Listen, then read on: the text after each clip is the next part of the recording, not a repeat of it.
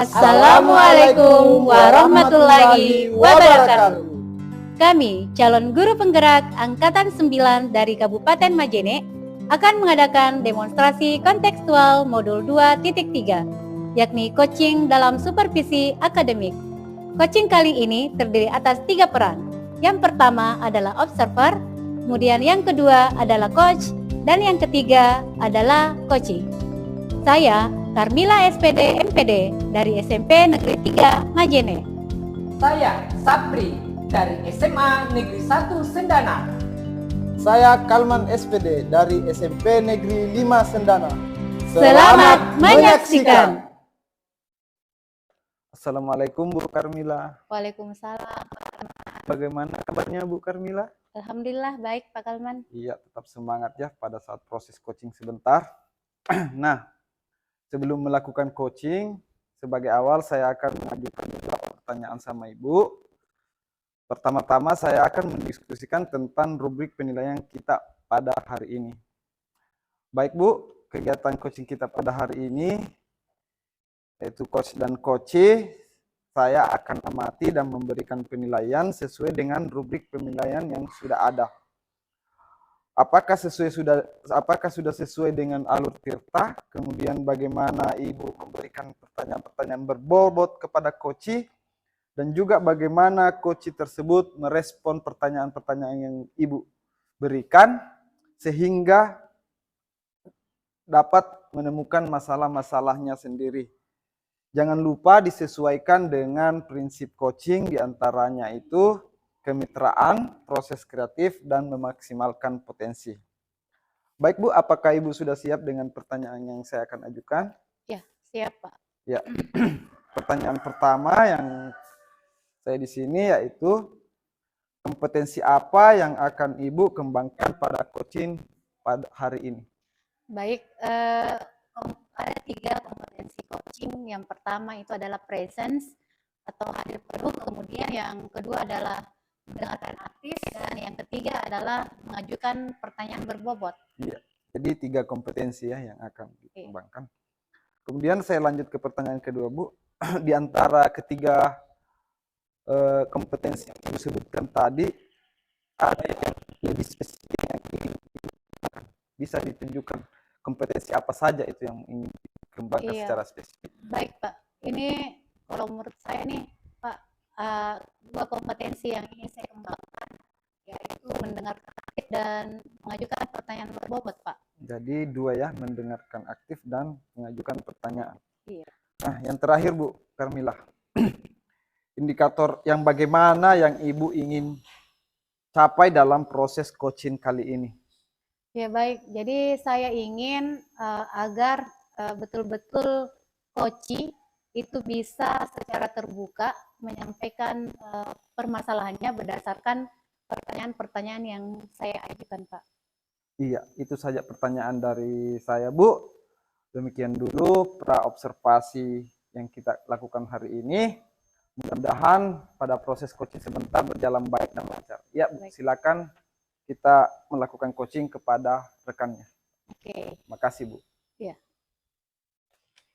Pak Sapri. Iya Bu.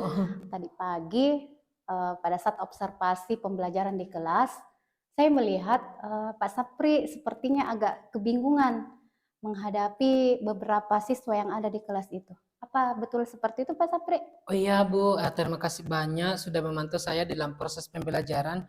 Nah itulah Bu yang ingin saya sampaikan ke Ibu mengenai proses pembelajaran tadi yang ada di dalam kelas. Oh seperti itu. Jadi bagaimana? Pak Sapri mau ngobrol di mana? Oh iya Bu, bagaimana kalau kita saja lanjut di dalam ruangan Bu?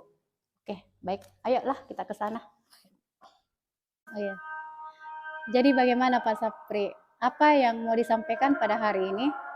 Oh ya, tadi memang di dalam proses pembelajaran di kelas Bu, saya sedikit agak merasa kebingungan dengan adanya posisi tempat duduk anak-anak yang berada di posisi belakang Bu. Oh seperti itu. Jadi Pak Sapri merasa kebingungan dengan beberapa siswa yang posisi duduknya berada di belakang ya? Seperti Iya itu. Bu, seperti itu. Oke Pak Sapri. Jadi apa yang Pak Sapri harapkan dari pembicaraan kita hari ini? Yang saya inginkan dalam percakapan ini Bu, saya ingin mau mendapatkan seperti apa yang harus saya lakukan untuk tidak mendapatkan kendala seperti itu tadi Bu. Anak-anak di belakang yang tidak fokus terhadap pembelajaran. Oh, oke, seperti itu ya. Oke, baik. Jadi Pak Sapri ingin mendapatkan solusi bagaimana kira-kira mengatasi siswa yang kurang motivasi, terutama ini yang duduk di bagian belakang. Iya Seperti Bu. itu Pak Sapri. Iya, seperti itu Bu. Oke, baik Pak Sapri. Mungkin bisa diceritakan Pak Sapri apa kendala Pak Sapri dalam melakukan proses pembelajaran pada hari ini, terutama pada siswa Pak Sapri yang berada di bagian belakang. Oh ya Bu, jadi kendala yang saya dapatkan tadi dalam proses pembelajaran Bu, memang di sini anak-anak saya rasa adanya minat belajar yang kurang Bu, sehingga kendala yang saya dapatkan di sini Bu, ada beberapa siswa yang memang duduk di belakang ini ada yang tertidur, ada yang main game, dan ada yang sedang mengganggu temannya dalam proses pembelajaran sehingga temannya yang di sampingnya tadi Bu tidak fokus pada pembelajaran itu. Oke, baik.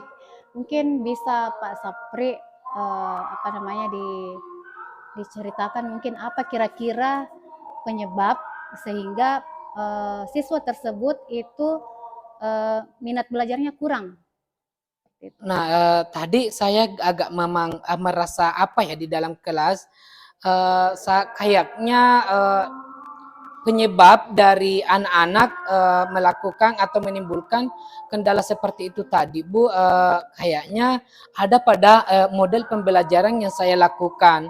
Karena kenapa? Saya rasakan perbedaan di pembelajaran yang di minggu lalu dengan minggu yang pembelajaran yang tadi Ibu. Jadi tadi memang saya melakukan perubahan model pembelajaran sehingga anak-anak sedikit agak kurang termotivasi pada pembelajaran itu. Oh ya, kurang minat belajarnya ya. Iya Bu. Karena Pak Sapri pada proses pembelajaran terdahulu Pak Sapri mengubah metode pembelajaran. Bisa mungkin diceritakan Pak Sapri seperti apa metode atau model pembelajaran yang dilakukan sebelumnya dan seperti apa model pembelajaran yang dilakukan pada hari ini. Nah, pada minggu kemarin Bu, saya memang menggunakan metode pembelajaran dengan menggunakan media video, terus mengelompokkan anak-anak. Nah, sehingga anak-anak itu merasa nyaman dengan adanya video, terus saya kelompokkan ya mereka agak aktif ketika saya kelompokkan pada minggu kemarin.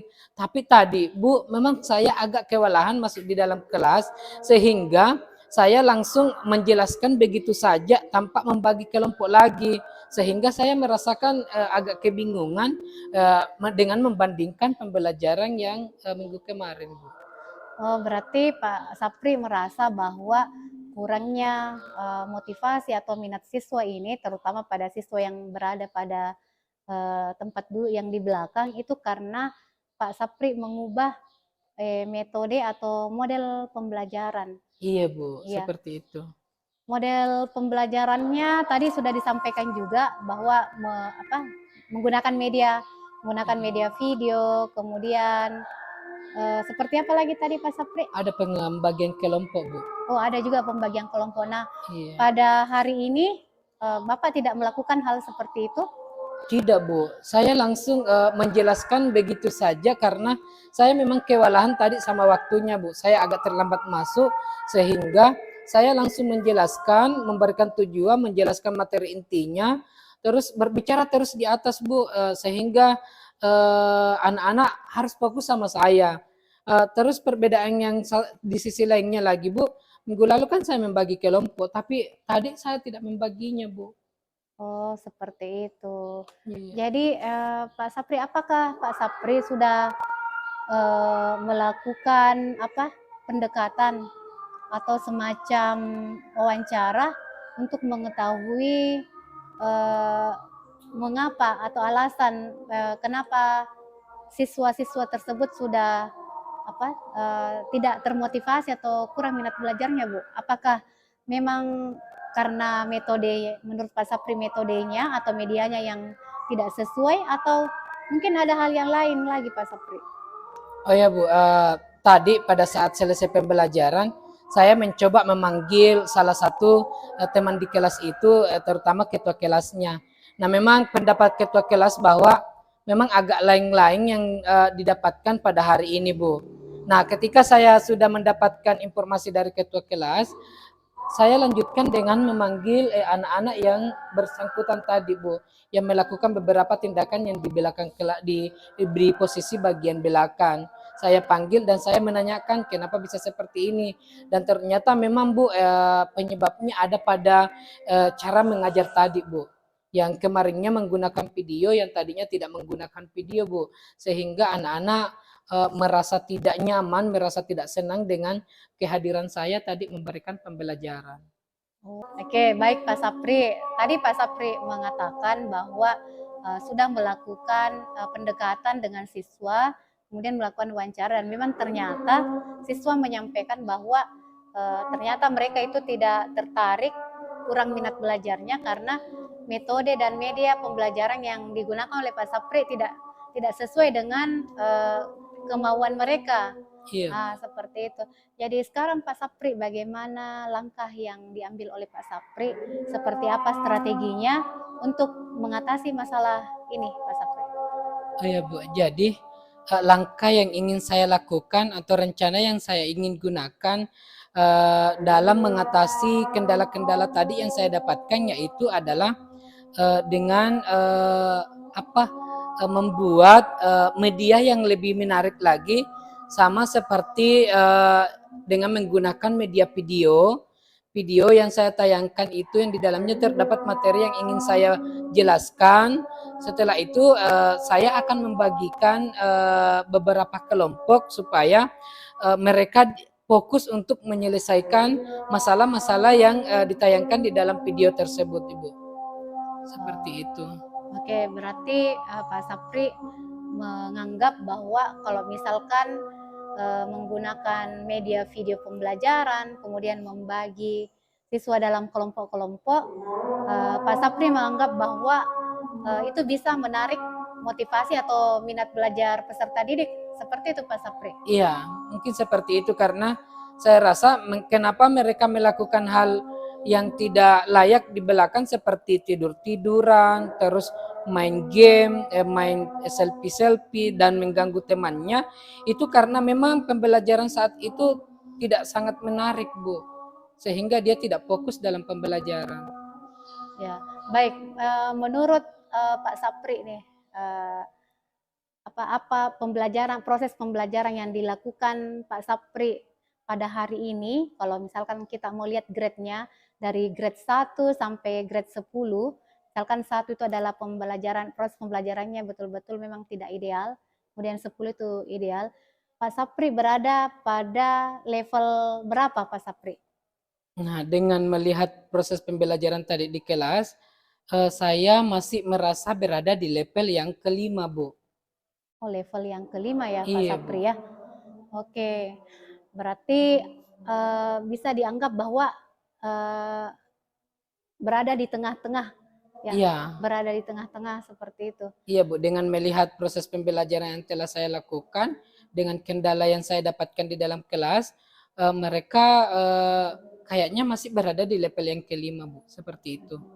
Nah, sekarang Pak Sapri, karena Pak Sapri sekarang berada pada grade 5 atau level 5, bagaimana Pak Sapri, usaha Pak Sapri untuk meningkatkan proses pembelajaran di kelasnya menjadi level yang ideal, misalkan level 10 atau level 8, bagaimana itu Pak Sapri? Iya, Bu, jadi rencana saya untuk bisa merubah grade itu mulai dari level 5 hingga sampai ke level 8 ataupun 10, insya Allah saya akan melakukan proses pembelajaran yang lebih baik, yaitu dengan membuat kelompok kecil, terus memberikan LKPD-nya, terus menayangkan video pembelajaran di depan kelas supaya mereka anak-anak termotivasi untuk belajar karena adanya tayangan video sambil dia menganalisis pertanyaan-pertanyaan yang ada di penugasan LKPD itu di dalam kelompoknya, sehingga di dalam kelompok kecil itu akan bekerja dengan aktif, bekerja dengan baik hingga mendapatkan hasil yang lebih baik pula. Oke, tadi Pak Sapri juga menceritakan tentang penugasan yang diberikan melalui LKPD. Kalau menurut Pak Sapri sendiri, untuk memberikan penilaian atau tugas kepada siswa, ada tidak strategi atau media yang bisa digunakan untuk membuat penilaiannya itu supaya betul-betul menarik, supaya betul-betul siswa itu bisa aktif semua dalam proses penilaian atau soal-soal yang diberikan Pak Sapri? Oh iya Bu, di sini juga mengenai penugasan LKPD-nya, saya akan merubah yang tadinya saya print out, tapi untuk selanjutnya saya akan menggunakan media HP, handphone, untuk bisa menyelesaikan LKPD di dalam HP tersebut sehingga HP-nya tergunakan dengan baik. Dia tidak salah gunakan lagi untuk main game atau apa segala macam, sehingga di LKPD itu dengan menggunakan HP mereka bisa fokus kembali meskipun dia masih pegang HP tetapi dia betul-betul fokus pada pembelajaran karena di dalam HP itu sudah saya kirimkan penugasan lewat Google Form-nya Bu. Mereka membuka link langsung mengerjakan, terus dia akan untuk menjawab LKPD di dalam HP-nya sendiri, dia akan melihat dari tayangan video. Oke, seperti itu ya, menarik sekali ya. Iya, Bu. Penilaian kalau misalkan Pak Sapri betul-betul merencanakan prosesnya, kemudian penilaiannya yang seperti itu, saya yakin juga saya bisa membayangkan pembelajaran pembelajaran yang dilakukan Pak Sapri ke depannya itu mungkin akan bisa lebih menarik dibandingkan yang sebelum-sebelumnya. Seperti itu ya Pak Sapri? Iya, seperti itu Ibu. Nah, sekarang Pak Sapri, apa kira-kira indikator keberhasilan yang Pak Sapri bisa jadikan sebagai sebuah pedoman gitu, bahwa Pak Sapri sudah berhasil melakukan pembelajaran yang menarik perhatian siswa, menarik minat belajar siswa? Oh iya Bu, indikator pencapaian dari penggunaan media pembelajaran yang akan saya gunakan di sini, anak-anak akan lebih termotivasi lagi untuk melakukan proses pembelajaran. Anak-anak juga lebih mengetahui pemanfaatan media teknologi itu dengan mengerjakan penugasan di dalam handphone mereka, sehingga mereka terbuka wawasannya mengenai pemanfaatan media teknologi yang sudah ada sekarang. Oke, jadi bagaimana rencana Pak Sapri selanjutnya? Kapan kira-kira mau dilaksanakan rencana yang sudah tadi Pak Sapri sampaikan? Jadi rencana tadi yang saya sudah tetapkan di sini bahwa melakukan proses pembelajaran yang lebih baik dengan memberikan video, pemanfaatan teknologi, secepat mungkin Bu, saya ingin melakukannya karena betul-betul akhir-akhir ini yang terutama tadi pada pembelajaran yang tadi saya lakukan, betul-betul saya merasa bingung Bu. Jadi dengan adanya rencana ini, insya Allah minggu depan saya akan menjalankannya sehingga dengan tujuan untuk bisa mendapatkan proses pembelajaran yang lebih baik dengan mengarahkan siswa supaya bisa lebih termotivasi di dalam proses pembelajaran. Oke, luar biasa sekali ya Pak Sapri rencananya. Sekarang menurut Pak Sapri nih, apa harapan-harapan Pak Sapri ke depannya terhadap siswa maupun dari harapan untuk Pak Sapri sendiri?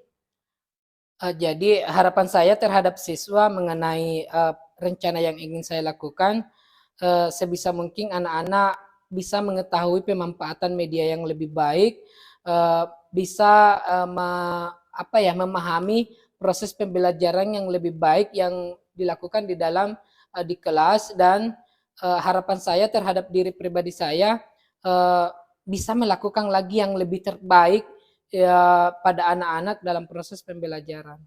Oke, baik, luar biasa Pak Sapri. Sekarang bagaimana perasaan Pak Sapri? Alhamdulillah dari percakapan tadi saya sudah agak merasa lega, merasa senang dengan adanya percakapan ini. Saya sudah mendapatkan kira-kira solusi dan strategi apa yang ingin saya lakukan untuk mengatasi kendala-kendala yang saya dapatkan di dalam kelas tadi, Ibu. Oke, Pak Sapri, saya juga sangat senang hari ini karena bisa membantu permasalahan yang dihadapi Pak Sapri. Ya, mungkin ke depannya kita bisa bicara lagi, ngobrol-ngobrol lagi Pak Sapri. Kalau misalkan Pak Sapri memang lagi ada masalah, saya siap untuk bersama-sama Pak Sapri menyelesaikan masalah yang ada. Oh iya Bu, terima kasih Bu atas kehadirannya di sini yang telah memberikan arahan kepada saya supaya bisa mendapatkan apa ya langkah atau rencana yang lebih baik untuk dilakukan di dalam proses pembelajaran. Terima kasih Bu. Terima kasih Pak Sapri. Assalamualaikum Bu Karmila. Waalaikumsalam Pak Kalman. Jadi ini adalah pertemuan kita yang kedua setelah praobservasi, kemudian coaching. Ini adalah kegiatan pasca observasi. Jadi Ibu Karmila sudah melakukan coaching dengan baik bersama dengan rekannya Pak Safri.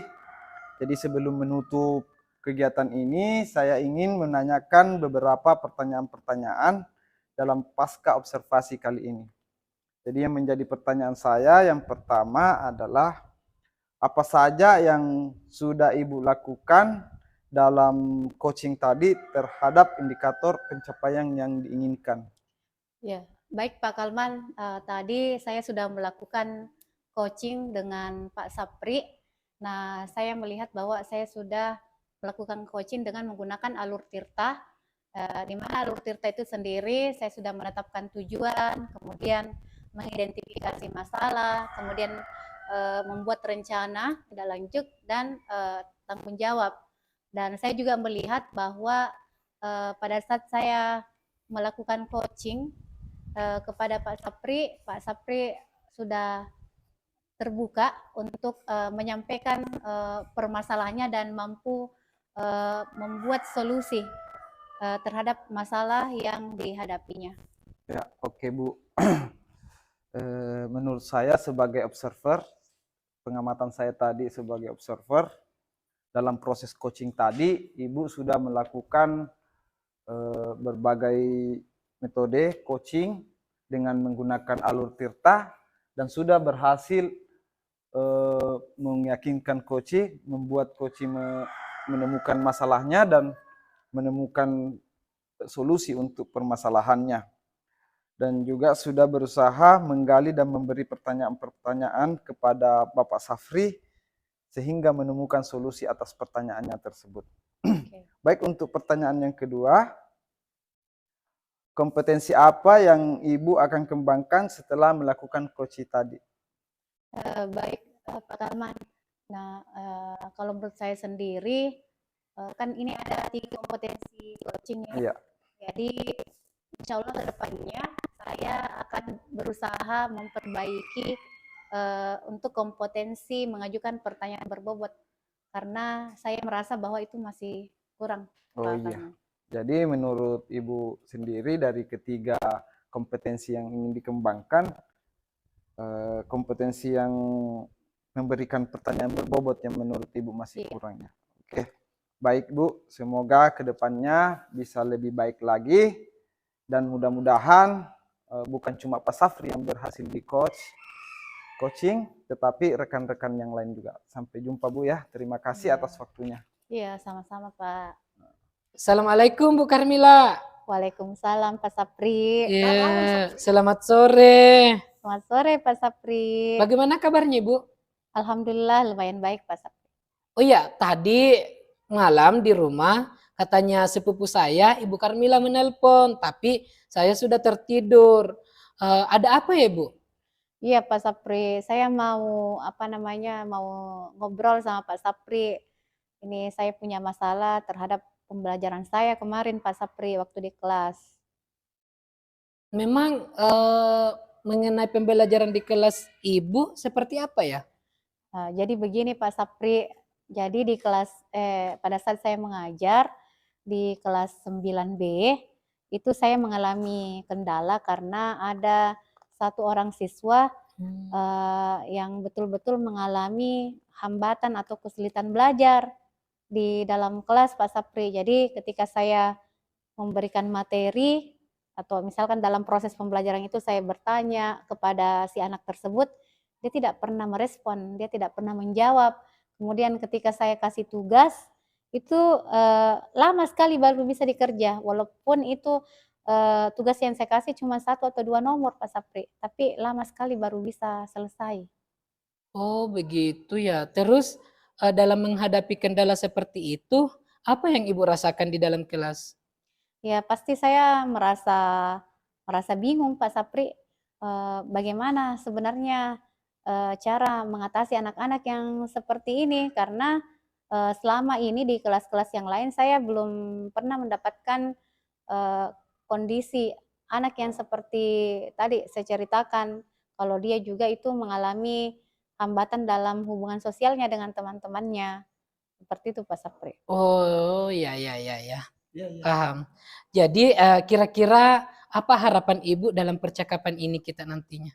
Iya Pak Sapri, jadi, saya ingin, Pak Sapri mungkin bisa membantu saya mengatasi masalah saya terutama, saat ini yang sedang bingung, bagaimana kira-kira solusinya Pak Sapri, supaya saya bisa apa ya, memberikan pembelajaran yang bermakna kepada anak ini dan anak ini bisa memahami dengan baik apa yang materi yang saya ajarkan sama seperti dengan anak-anak yang lain pada umumnya Pak Sapri.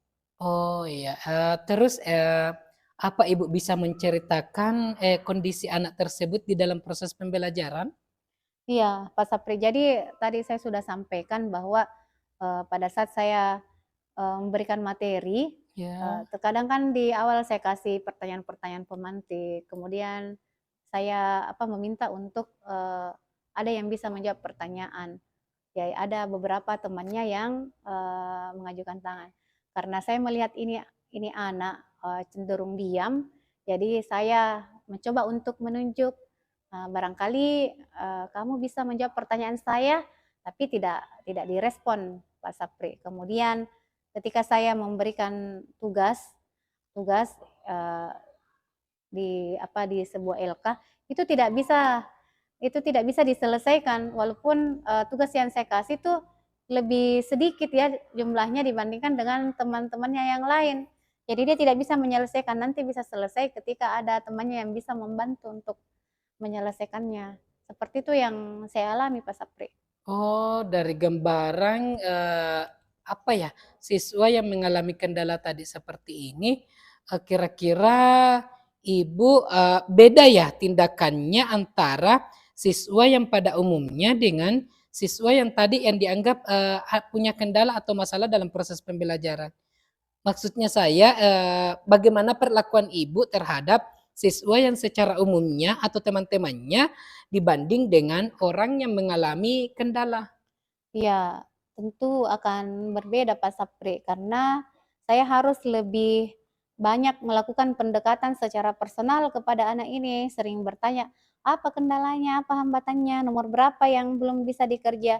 Jadi saya selalu menghampiri mejanya untuk membantunya, supaya tugas-tugasnya ini bisa terselesaikan dan terkadang saya juga biasa memanggil saya panggil duduk di samping meja saya tanyakan, "Kenapa? Apa yang menjadi kendala kamu?" Cuman Oh, saya belum bisa mendapatkan informasi yang akurat begitu Pak Sapri, seperti apa sih sebenarnya kendalanya ini anak di dalam pembelajaran? oke baik, pertanyaan lagi selanjutnya Bu, karena kita sudah melakukan apa ya, perbedaan pemberian perlakuan terhadap temannya yang secara umum dengan orang yang memiliki kendala. Tadi Ibu sudah menyatakan bahwa saya mungkin lebih fokus, kepada siswa yang mengalami kendala. Nah, apa Ibu pernah apa ya, mendapatkan pemahaman atau mendapatkan, informasi mengenai adanya perlakuan khusus atau pendekatan yang secara dominan kepada orang yang mempunyai kendala seperti itu ya, Bu? Iya Pak Sapri, jadi saya juga sebenarnya sedikit bingung, ini apa ya yang terjadi dengan anak ini? anak-anak yang seperti ini, anak-anak yang mengalami hambatan dalam pembelajaran. Saya pernah membaca Pak Sapri sebuah artikel gitu bahwa anak-anak yang mengalami kesulitan dalam belajarnya, kemudian dia mengalami hambatan dalam hubungan sosialnya, itu mungkin yang disebut dengan anak berkebutuhan khusus. Nah, sebelumnya sebelum saya mendapatkan membaca artikel tersebut, pemahaman saya tentang anak berkebutuhan khusus itu yang mengalami gangguan fisik, misalkan dia tidak bisa berbicara, atau tidak bisa melihat, atau tidak bisa mendengar, itu pemahaman saya, Pak Sapri. Ternyata setelah saya baca-baca artikel itu, ternyata saya bisa mengidentifikasi bahwa mungkin ini anak yang di kelas 9B ini, yang saya ajar ini, sepertinya dia juga termasuk dalam kategori berkebutuhan khusus. Seperti itu Pak Sapri. Nah, dengan tadi pemahaman yang nyata di dalam kelas dengan informasi yang Ibu sudah dapatkan dari buku ataupun dari berita-berita lain bahwa yang dikatakan dengan berkebutuhan khusus adalah yang biasanya disebut dengan disabilitas atau cacat pada organ tubuhnya. Nah, kira-kira dengan adanya perbedaan yang signifikan antara berkebutuhan di dalam kelas tadi yang Ibu hadapi dengan berkebutuhan khusus yang secara umum yang Ibu dapatkan dalam pembelajaran membaca buku, apa Ibu mendapatkan tindakan-tindakan untuk menanganinya ya? Iya Pak Sapri, jadi saya sebenarnya belum pernah ya mendapatkan pengetahuan atau informasi bagaimana cara menangani anak-anak yang berkebutuhan khusus seperti ini Pak Sapri. Jadi nantinya mungkin ke depannya saya harus cari referensinya lah. Saya harus mengadakan studi literatur, pendekatan-pendekatan apa yang bisa saya lakukan untuk menangani anak-anak yang berkebutuhan khusus seperti itu Pak Sapri. Nah, sebelumnya kan tadi Ibu ingin melakukan untuk mencari langkah-langkah seperti apa yang harus dilakukan untuk menangani berkebutuhan khusus yang ada di dalam kelas. Selanjutnya Ibu untuk saat ini seperti apa pendekatan Ibu atau seperti apa cara Ibu melakukan pembelajaran di dalam kelas dengan adanya salah satu kendala yang dihadapi yaitu satu siswa yang harus melakukan pendekatan khusus dalam pembelajaran. Seperti apa Ibu dalam melakukan pembelajaran dengan dua arah itu? Iya Pak Sapri, jadi kalau di kelas itu misalkan dalam ada tugas, saya bagi kelompok, saya kelompokkan dia dengan kelompok, maksudnya secara heterogen seperti itu. Jadi ada anak itu, kemudian ada juga beberapa siswa yang yang bisa membantu anak tersebut. Jadi bisa dikatakan tutor sebaya lah di situ. Kemudian saya juga memberikan pendekatan secara personal kepada anak tersebut, membantunya untuk bagaimana caranya supaya dia bisa mengerjakan tugas. Seperti itu, bagaimana caranya supaya dia bisa memahami konten materi yang saya sajikan.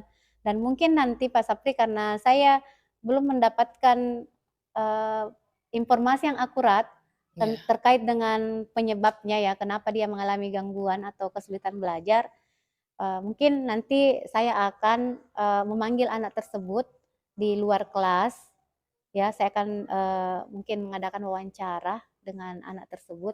Kemudian juga saya akan melakukan kunjungan rumah kepada orang tuanya. Saya ingin menanyakan bagaimana sebenarnya anak ini kalau di rumah, apakah sama dengan yang ada di sekolah. Seperti itu Pak Sapri. Oh, jadi Ibu belum melakukannya pendekatan terhadap anak ataupun terhadap orang tuanya atau keluarganya, Ibu? Iya, saya belum melakukan seperti itu. Insya Allah ke depannya ya saya akan saya akan melakukan pendekatan seperti itu Pak Sapri, berkunjung sama orang tua supaya saya dapat informasi yang lebih akurat dan lebih jelas seperti itu Pak Sapri. Oke, untuk mau melakukan rencana ini Bu Karmila, mau melakukan pendekatan personal secara siswa yang bersangkutan, terus mau lagi melakukan kunjungan rumah terhadap keluarganya. Kira-kira Ibu Karmila membutuhkan rekan sejawat ya atau teman lah untuk bisa menemani Ibu mendapatkan apa ya informasi yang lebih lebih Akurat. efektif, lebih apa, lebih nyata mengenai tentang adanya kendala pada anak tersebut. Iya, iya Pak Sapri. Jadi saya kayaknya butuh berkolaborasi dengan guru BK ya, karena kayaknya guru BK yang lebih paham tentang anak-anak berkebutuhan khusus. Dan saya juga, oh iya ada teman saya juga Pak Sapri yang pernah mengikuti pendidikan inklusif begitu. Jadi mungkin saya bisa bertanya juga sama mereka tentang bagaimana menangani anak yang seperti ini, dan untuk guru BK saya akan minta untuk didampingi lah supaya informasi yang saya dapatkan itu bisa lebih akurat karena guru BK yang lebih paham tentang itu. Nah, baik. Jadi orang-orang yang tadi Ibu sebutkan atau rekan sejawat yang ingin diajak untuk bekerja sama atau berkolaborasi, utamanya adalah guru BK. Memang sudah cocok atau pas pada tempatnya karena memang domainnya di sini adalah guru BK yang sering melakukan bimbingan konseling terhadap anak-anak yang memiliki kendala, memiliki masalah, apakah ada masalah mengenai ekonominya, mengenai latar belakang keluarganya. Jadi domainnya di sini adalah sudah pas dengan Ibu yang sebutkan bahwa minta tolong atau bekerja sama dengan guru BK yang ada di sekolah. Jadi kira-kira kapan Ibu Karmila mau menjalankan rencana ini? Insya Allah sesegera mungkin Pak Sapri, karena saya juga ingin bagaimana supaya anak ini juga bisa terpenuhi kebutuhan belajarnya sama dengan anak-anak yang lainnya. Karena seperti filosofinya pendidikan Ki Hajar Dewantara ya Pak Sapri, Ya, kita harus bisa menuntun segala kodrat yang ada pada anak. Jadi kita harus menyediakan pendidikan yang sesuai dengan kebutuhan anak tersebut, baik secara lahir maupun secara batin. Oh ya, sangat terinspirasi sekali ya Bu Karmila dengan adanya perencanaan Ibu ingin melakukan apa ya pendekatan terhadap keluarganya, pendekatan terhadap anak.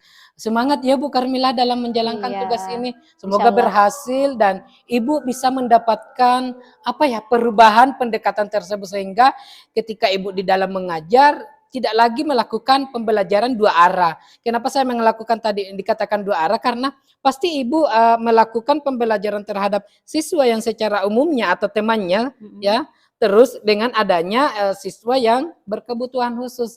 Sehingga ketika Ibu menjalankan rencana tadi yang Ibu sudah sebutkan, insya Allah Ibu akan melakukan pembelajaran yang satu arah ketika solusinya sudah bisa didapatkan dan sudah bisa diselesaikan. Semangat ya Ibu. Iya, terima kasih banyak Pak Sapri. Iya. Akhirnya saya bisa mendapatkan pencerahan terhadap masalah yang saya alami ini Pak Sapri.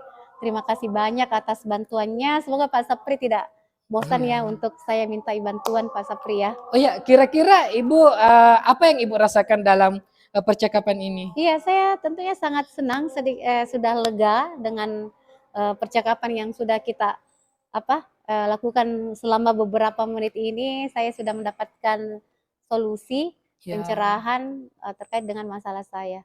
Jadi sekali lagi saya mengucapkan terima kasih banyak. Ya. Insya Allah kedepannya saya akan mencoba, saya selalu mengakomodir semua kebutuhan anak, baik itu anak yang normal maupun anak yang mengalami kendala seperti anak yang berkebutuhan khusus Pak Sapri. Iya, sama-sama Ibu. Tetap Iya. semangat ya. Kembangkan anak Indonesia yang lebih maju. Iya, terima kasih. Iya.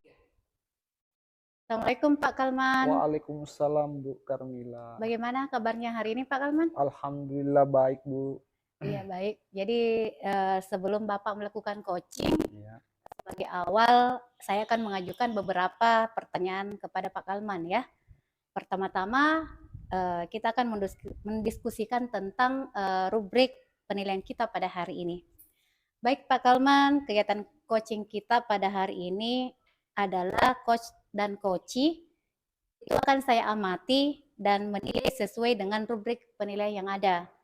Kemudian apakah sudah sesuai dengan alur tirta, kemudian bagaimana Pak Kalman memberikan pertanyaan berbobot kepada coachee, dan juga bagaimana coach tersebut bisa merespon atau menanggapi pertanyaan dari coach.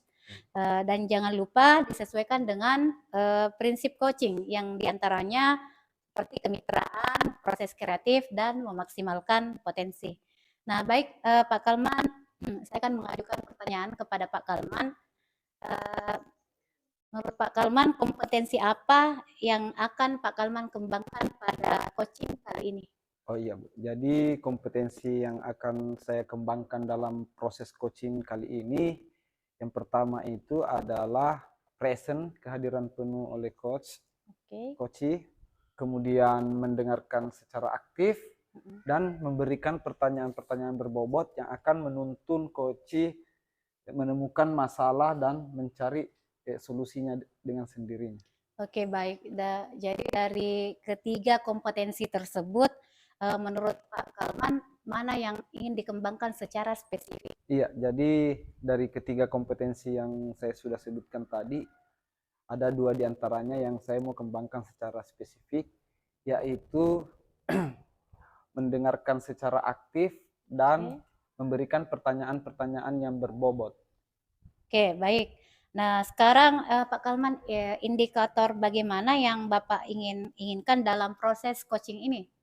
Jadi indikator yang saya inginkan dalam proses coach kali ini yaitu memberikan pertanyaan-pertanyaan berbobot yang akan menuntun coach menemukan permasalahan-permasalahan yang dialami, kemudian mencari solusinya bersama.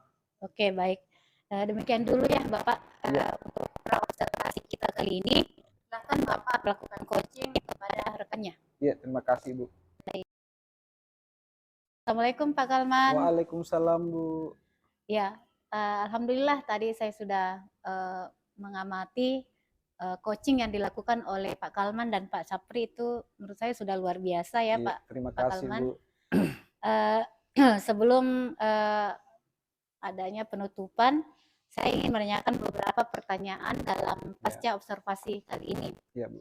Ya, nah Pak Kalman, apa saja yang sudah Pak Kalman lakukan dalam coaching tadi terhadap indikator pencapaian yang diinginkan? Jadi dalam proses coaching tadi yang saya lakukan, itu sudah menggunakan alur Tirta, yaitu menanyakan tujuan, identifikasi, rencana aksi, dan tanggung jawab, sehingga alur tersebut bisa menggali coach untuk menemukan permasalahan-permasalahannya serta menemukan solusi untuk mengatasi masalahnya. Baik Pak Kalman, menurut saya sebagai observer dalam proses coaching tadi, Pak Kalman dan Pak Sapri sudah berjalan dengan baik dan sudah sesuai dengan alur Tirta. Dan saya juga melihat bahwa Pak Kalman sebagai coach itu sudah berusaha menggali dan memberi pertanyaan yang berbobot kepada Pak Sapri sehingga Pak Sapri bisa secara terbuka menyampaikan permasalahannya. Nah, selanjutnya kompetensi apa yang Pak Kalman akan kembangkan setelah melakukan coaching tadi? Jadi kompetensi yang ingin saya kembangkan secara spesifik yaitu mendengarkan secara aktif dan memberikan pertanyaan-pertanyaan yang berbobot kepada coach itu sendiri, Bu. Oh, jadi intinya di sini 2 ya Pak, berarti mendengarkan 2. aktif dan memberikan pertanyaan berbobot. Iya. Baik Pak Kalman, semoga kedepannya Pak Kalman bisa lebih baik lagi. Iya, terima kasih banyak ya. Bu. Iya. Oke.